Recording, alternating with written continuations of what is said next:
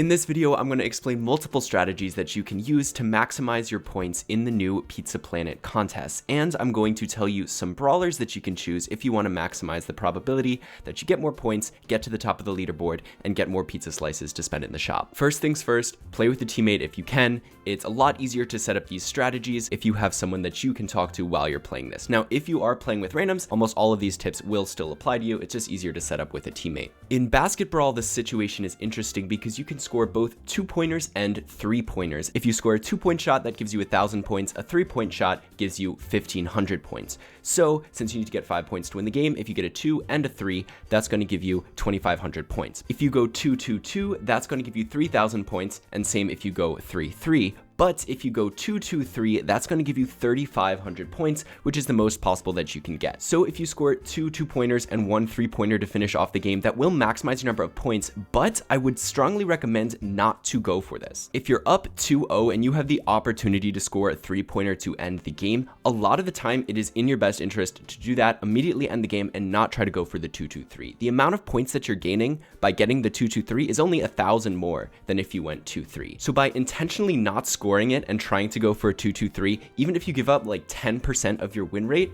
that's not going to get you more points on average than if you were to just end the game immediately when you got the chance. Another tactic you can use is to stall at the end of the game to try to farm more damage from your opponents. You get 1 extra point for every 20 damage you deal over the course of the game, and you also get 200 points for every kill you get. So instead of ending the game early, if you just let your opponents respawn and you keep killing them, that's going to let you get more points. There is a time bonus that gives you an extra 25 points for every second left on the clock, with a base of 1,400 if there's 0 seconds, because there's a potential to go into overtime, and that can reduce the time bonus even further. But this time bonus is not that much compared to the points you can get from dealing damage. In general, if your DPS is high enough that there's more than 75,000 total damage dealt on your team, then spending 1 more second of dealing damage is going to net you more points than ending the game 1 second earlier. And it's pretty easy to hit that level of damage. So stalling for time and going for damage will net you more points. However, once again, I do not think this is worth it in a lot of cases, because if you don't have a significant lead, then the chance you're just going to throw the game over to your opponents by stalling for time and stalling for damage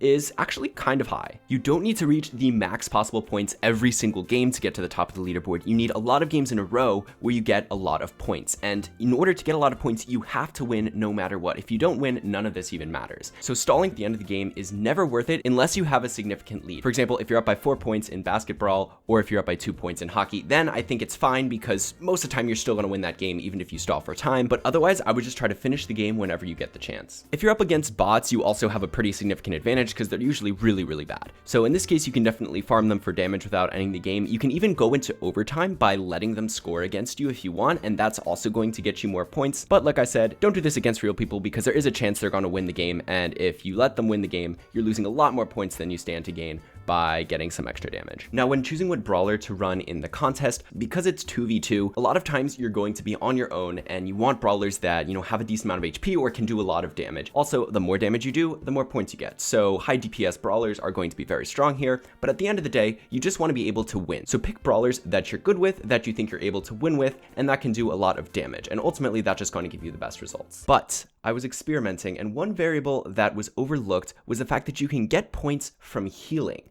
So I tested this out. You don't get any points from healing yourself. You only get points from healing your teammates. But I found that the points you get from healing is actually a lot more than the points you get from damage. You usually only get 1 point for every 20 ticks of damage that you deal, but you actually get 60% more than that for every point of healing that you do. So I tried to play some contest games with brawlers that could easily heal my opponents while still being reasonably good in the matchup. I tried Tara on Basketbrawl. She's not too bad with her super, and the healing shade star power is what gives you the healing on your teammate. But I was playing with randoms. The teammate ran away a lot of the time, and so I didn't actually get that many points from healing, and I felt like I should have just rather been playing a brawler I was better at. I tried Pam, and I had the same issue where I was just bad with the brawler, and also the teammate would never go into the healing range, and so it was hard to get a lot of points from it. And then I finally tried out Doug, and this is where I started to get a ton of points both from the healing and from the damage I was doing in the middle of the game. Because you're the one doing the healing, you can just walk over to your opponent and use your attack on them to heal them. It's a lot easier to ensure that you're going to get the healing even if you're playing with randoms, whereas with Terra and Pam, it relied on your opponents being near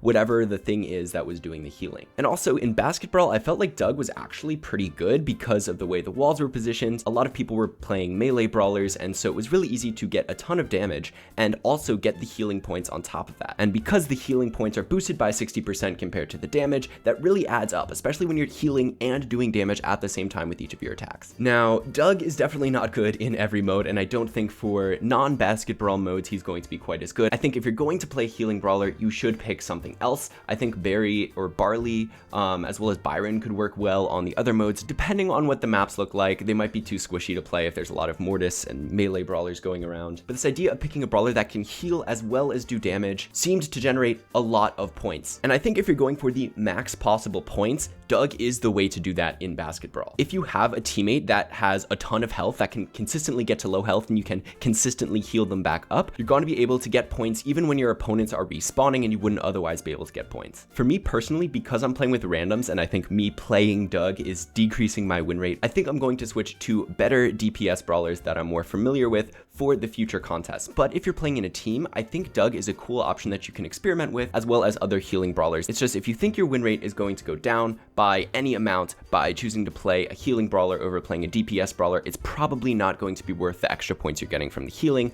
Like I said, winning is by far the most important thing, and I think playing consistently and going for a win rather than trying to scrape out more points in any particular game is going to give you a lot higher chance of making it to the top of the leaderboards than any other strategy.